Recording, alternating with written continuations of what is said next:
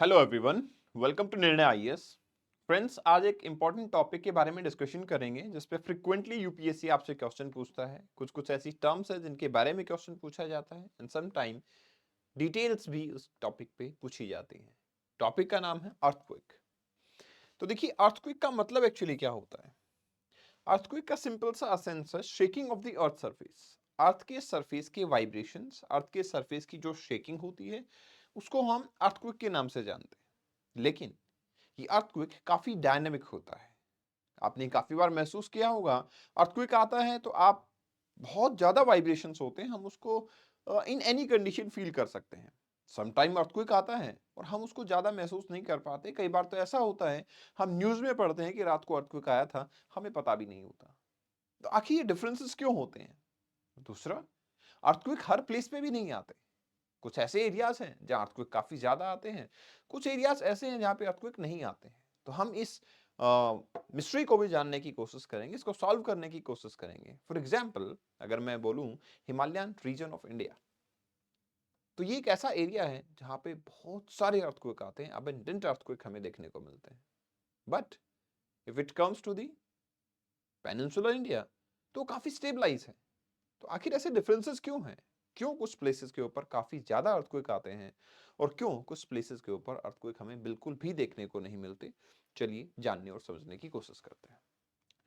देखिए, इसको समझने के लिए हमें थोड़ा सा प्लेट टेक्टोनिक थ्योरी के बारे में समझना पड़ेगा। अगर हमें वो थ्योरी समझ आ जाती है तो हमें एग्जैक्टली ये पता लगेगा कि अर्थक्वेक का कारण क्या है। तो पहले हम प्लेट टेक्टोनिक थ्योरी पे बात करेंगे, फिर वर्ल्ड डिस्ट्रीब्यूशन ऑफ अर्थक्वेक देखेंगे और फिर इंडिया के हिमालयन रीजन के बारे में भी बात करेंगे कि क्यों ये अर्थक्वेक प्रोन है और बाकी एरिया जो इंडिया के हैं उनकी अर्थक्वेक की कंडीशंस क्या देखने को मिलती है। तो देखो यार, जब हम किसी भी सरफेस को अर्थ के देखते हैं तो हमें लगता है कि अर्थ सरफेस शायद यही था। मतलब इंडियन लैंडमास बहुत सारे सालों से यही है, अफ्रीका है वो भी यही है, साउथ अमेरिका है वो भी यही है। लेकिन ये लैंडमास डायनामिक है, ये अपनी पोजीशन को चेंज करते हैं, अपनी शेप को चेंज करते हैं। यहाँ पे माउंटेन रेंजेस, प्लेन, प्लेटू, ये सब जो है डायनामिक इन नेचर है, ये चेंज होते रहते हैं। तो हमारे पास एक थ्योरी थी जिसका नाम था कॉन्टिनेंटल ड्रिफ्ट थ्योरी। ये थ्योरी ने बताया कि जो कॉन्टिनेंट्स हैं they move apart from each other. एक टाइम ऐसा था जब ये कॉन्टिनेंट सिंगल लैंडमास हुआ करते थे। It is something like this कि आप देख सकते हो ये सारे लैंडमास जो है पहले सिंगल थे, धीरे धीरे धीरे धीरे अलग होते चले गए और ये अलग हुए तो फिर मोशन नजर आया। बट ये थ्योरी थी, इसने ये तो बताया कि यस, एक बार पेंजिया हुआ करता था जो कि एक सिंगल लैंडमास था और एक वाटर बॉडी हुआ करती थी जिसको हम पेंथलासा बोलते थे। बट अनफॉर्चुनेटली इस थ्योरी ने कुछ फोर्सेस के बारे में नहीं बताया, इस थ्योरी ने लैंडफॉर्म डेवलपमेंट के बारे में नहीं बताया। बट हाँ, ये थ्योरी एक इनिशिएशन थी। इस थ्योरी ने एटलीस्ट हमें ये आइडिया दे दिया था कि आपके जो आज लैंडमास आप देखने को मिल रहे हैं, आपके जो अलग अलग कॉन्टिनेंट आपको आज ऑब्जर्व हो रहे हैं, वो अलग अलग कॉन्टिनेंट एक टाइम पे सिंगल लैंडमास के तौर पे ही रहा करते थे, अलग अलग नहीं थे। So that is which is exactly observe which is actually observed, right? अब हम क्या करते हैं, हमें पता लगता है कि भाई अगर ये थ्योरी ये बता रही है तो ऑब्वियस सी बात है, इन्होंने एविडेंसेस भी दिए। एविडेंसेस में बताया गया कि अगर आप कॉन्टिनेंट्स को देखोगे तो आप देखोगे इनको पास लाएंगे तो एक दूसरे में फिट हो जाएंगे, जिग्सा फिट है। आप इनकी एज कैलकुलेट करते हो तो आपको पता लगता है दो कोस्टल एरिया की एज कैलकुलेट करो, अप्रोक्सीमेटली सेम देखने को मिलती है। कई बार तो ऐसा भी होता है कुछ स्पेसिफिक माउंटेन रेंजेस, उनके अंदर जो रॉक्स हैं उनसे जो मिनरल्स मिल सकते हैं वो किसी दूसरे प्लेस के मार्जिन के ऊपर देखने को मिलते हैं, क्योंकि आइडियली वो प्लेसेस सेम रहे होंगे, इसलिए यहाँ रॉक्स हैं और वहाँ आपके मिनरल्स हैं, तो वो मार्जिन एक दूसरे से कनेक्टेड थे, इसलिए ऐसा हुआ है। या छोटे से ऑर्गेनिजम्स के रिमेन्स की बात कर सकते हैं। एक ऑर्गेनिज्म जिसके रिमेन्स हमें अफ्रीका के अंदर भी मिलते हैं और इंडिया में भी मिलते हैं। तो ऐसा नहीं है कि वो छोटा सा ऑर्गेनिज्म इंडियन ओशन को ट्रैवल करके कंप्लीट इंडिया में पहुंच गया होगा। आइडियली पहले वो लैंडमास ही एक थे, तो ये हुआ होगा। ये कुछ एविडेंसेस प्रेजेंट किए गए। फिर आती है आपकी प्लेट टेक्टोनिक थ्योरी, जिसने स्पेसिफिकली ये डिफाइन किया, एग्जैक्ट डिटेल्स प्रोवाइड की, एक डिटेल एनालिसिस प्रोवाइड किया कि why exactly this is happening, why these things are there into the system, कि ये क्यों प्लेट्स बेसिकली मूवमेंट करती हैं, क्यों एक मार्जिन टूट गया था, कैसे मोशन हुआ, उसके आउटकम्स क्या हुए। बट इसके लिए आपको सबसे पहले इस वर्ड को समझना पड़ेगा, प्लेट्स। इसका मतलब क्या होता है। देखिए, प्लेट वर्ड का मतलब होता है जो अर्थ का लिथोस्फेयर है उसके छोटे छोटे पीसेस। तो वो जो प्लेट्स हैं वो मूव करती हैं, मतलब लिथोस्फीयर के छोटे छोटे पीसेस मूव करते हैं, और वो पीसेस जो हैं वो कुछ ऐसे दिखते हैं, जैसे आप यहाँ देख सकते हो, ये पैसिफिक प्लेट है, ठीक है, ये आपकी ऑस्ट्रेलियन प्लेट देखने को मिलती है, ये आपकी नाज़का प्लेट है, आपकी कैरिबियन प्लेट है, ये आपकी अफ्रीकन प्लेट है। अब आपको यहाँ से देख के ऑब्जर्व हो रहा होगा कि सर ये प्लेट कुछ तो बहुत छोटी से साइज की है, Caribbean plate, Nazca plate, Juan de Fuca का प्लेट, और कुछ बड़े साइज के हैं, पैसिफिक, अफ्रीका। तो why such a difference is there in the size? क्या ये सारी प्लेट्स यूनिफॉर्म साइज की नहीं होती? जी हाँ, नहीं होती। तो फिर अगर डिफरेंसेस हैं तो ये डिफरेंसेस हैं क्यों? Why these differences are there into the system? ये differences हमारे पास हैं क्यों? तो देखो यार, होता ये है, जो लिथोस्फीयर है आपका, उस लिथोस्फीयर पे किसी भी लोकेशन पे अगर वोल्केनिक eruption स्टार्ट हो जाता है तो वो लिथोस्फीयर जगह जगह से फ्रेगमेंट हो जाएगा, पीसेस में टूट जाएगा। तो जितनी बार हमारे पास वोल्केनिक eruption होता है, जितनी बार लावा इरप्ट होता है, उतनी ही पीसेस में कन्वर्जन हो जाता है, कुछ स्मॉलर पीसेस बनते हैं, कुछ बड़े पीसेस बनते हैं। तो ये थ्योरी ने कुछ पोस्टुलेट्स दिए थे भाई। पोस्टुलेट्स ये दिए कि जो आपका अर्थ का लिथोस्फीयर है, सेवरल स्लैब्स के अंदर, रिजिड स्लैब्स में डिवाइडेड है। हॉरिजॉन्टली वो आपके मूव करते हैं और एस्थेनोस्फीयर पे मूव करते हैं। एस्थेनोस्फीयर क्या है? Weaker portion. एस्थेनोस्फीयर क्या है आपका? Weaker portion. और इन्हीं मूवमेंट की वजह से various deformations, various landform development वो हमें देखने को मिलता है। तो आपकी जो प्लेट्स थी, इनको हमने दो कैटेगरीज के अंदर डिवाइड किया। जो प्लेट्स थी आपकी, दैट इज लिथोस्फीयर के जो छोटे छोटे पीसेस थे आपके, उनको हमने दो कैटेगरी में डिवाइड किया। कौन सी कैटेगरी हो सकती है?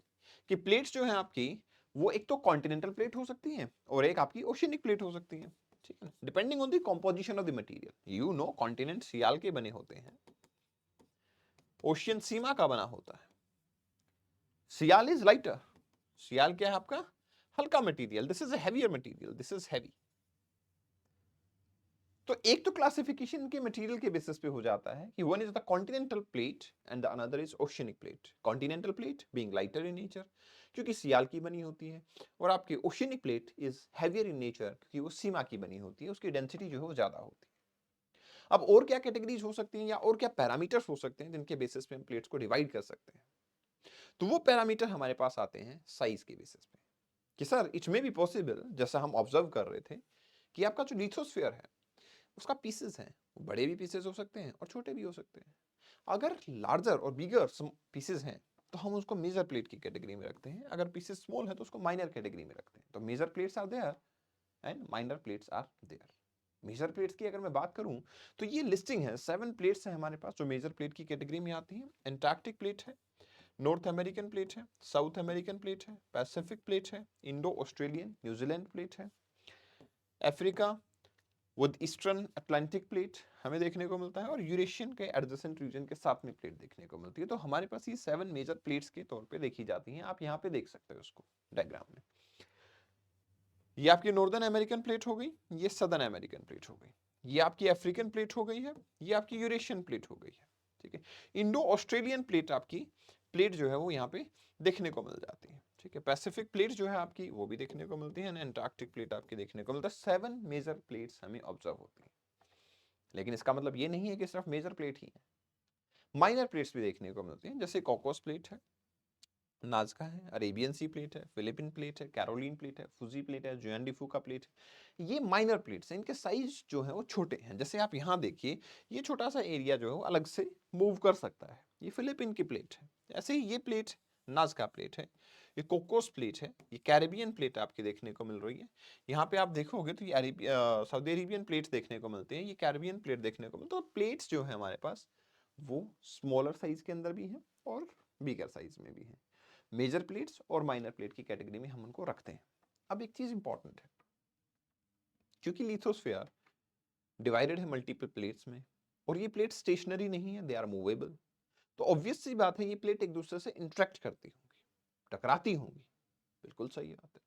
तो जो प्लेट हैं एक्चुअली वो एक दूसरे से टकराएंगी, तो इसमें आपको दो चीजें समझनी है। एक तो प्लेट का मार्जिन, जो कि पर्टिकुलर एज होता है, ठीक है, it is the edge of the marginal part of the particular plate. और एक होता है प्लेट बाउंड्री। प्लेट बाउंड्री का क्या मतलब है? Surface zone of motion between the two adjacent plate, की दो जोन ऑफ मोशन जो देखने को मिलता है लिटिल बिट थिक, वो आपकी प्लेट बाउंड्री होती है। सवाल यहाँ पे ये है कि सर एक प्लेट दूसरी प्लेट से आप कह रहे हो इंटरेक्ट करती है, जी हाँ, किस टाइप की इंटरेक्शन होती होगी? देखो, क्योंकि प्लेट हॉरिजॉन्टली मूव करती है, तो एक पॉसिबिलिटी तो ये है कि एक प्लेट दूसरी प्लेट के टुवर्ड्स आ सकती है, इसको कन्वर्जेंट बोलेंगे हम, इसको हम कन्वर्जेंट बोल सकते हैं। दूसरी पॉसिबिलिटी ये है कि एक प्लेट दूसरी प्लेट से दूर भी जा सकती है, एक प्लेट दूसरी प्लेट से दूर भी जा सकती है, we will be calling it divergent plate.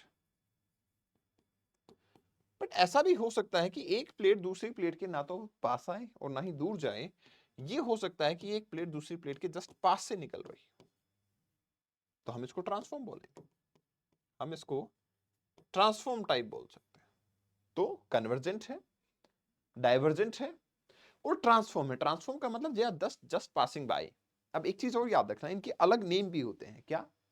जब एक प्लेट दूसरी प्लेट के पास आती है और टकराती है, कन्वर्जेंट मोशन है, then in that case plate destruct हो सकती है, डिस्ट्रॉय हो सकती है, हम इसको डिस्ट्रक्टिव प्लेट बाउंड्री भी बोलते हैं।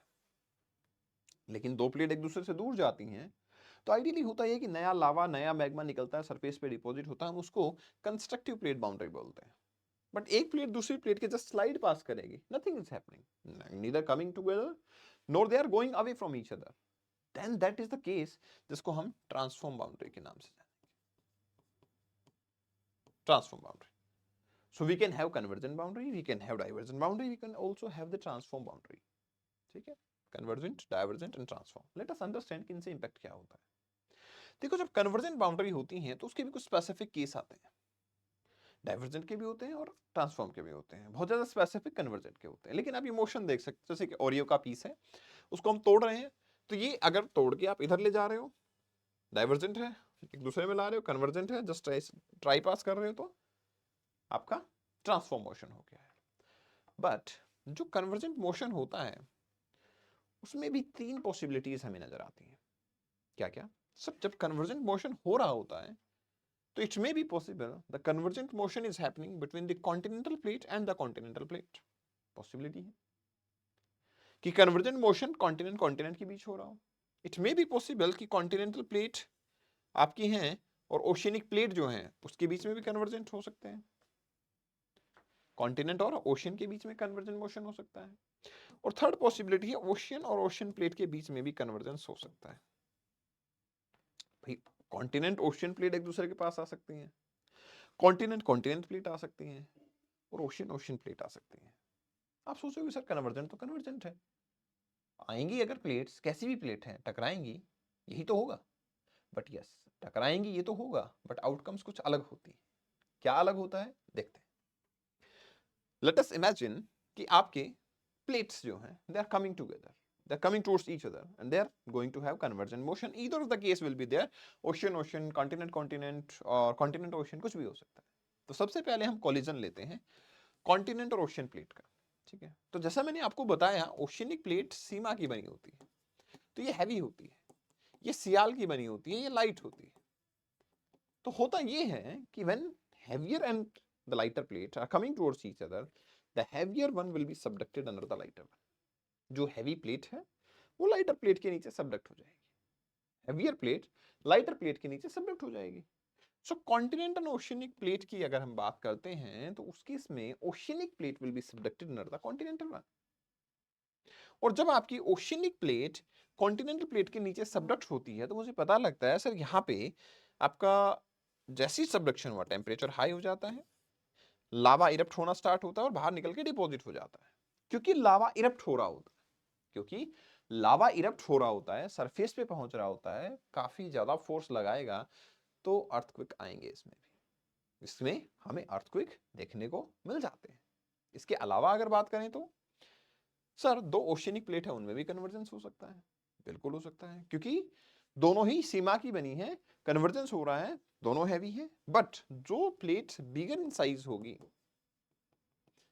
वो ज्यादा हैवी होती है, वो सबडक्ट हो जाती है, फिर से सबडक्शन, फिर से मैग्मा इरप्ट होगा, फिर से अर्थक्वेक आएगा। और तीसरी कंडीशन मेरे पास आती है कि सर जब कॉन्टिनेंट कॉन्टिनेंट प्लेट टकराती हैं तो एक्चुअली दोनों हल्की होती हैं, बहुत थिक भी होती हैं, इस केस में कुछ भी सबडक्शन नहीं होता और बहुत स्ट्रॉन्ग फोर्स नजर आता है, इसमें स्ट्रॉन्गेस्ट अर्थक्वेक देखने को मिलता है। ठीक है ना? तो हिमालयाज का केस ऐसा ही कुछ था। यहाँ पे प्लेट्स देखना आप, क्योंकि ये फोल्ड होती हैं एक दूसरे में, तो यहाँ देखो आपकी जो इंडियन प्लेट थी वो टकराई यूरेशियन प्लेट से। जैसे ही यूरेशियन प्लेट से टकराई ये फोल्ड होना स्टार्ट हुई, और फोल्ड जब हुई तब आपके हिमालयाज की फॉर्मेशन यहाँ नजर आती है, और हिमालयाज एक ऐसे एरिया बन जाते हैं जो स्ट्रॉन्ग अर्थक्वेक रिसीव करते हैं। एरियाज जो कि बहुत स्ट्रॉन्ग अर्थक्वेक रिसीव करते हैं। स्ट्रॉन्ग मतलब मैग्नीट्यूड ज्यादा है और अर्थक्वेक की फ्रीक्वेंसी भी ज्यादा होती है। काफी बार यहाँ पे अर्थक्वेक देखने को मिलता है। तो एक्चुअली ऐसे एरिया को हम अनस्टेबल प्लेट एरिया कहते हैं, अनस्टेबल एरिया कहते हैं। ठीक है, हालांकि बाउंड्रीज डाइवर्जेंट भी है।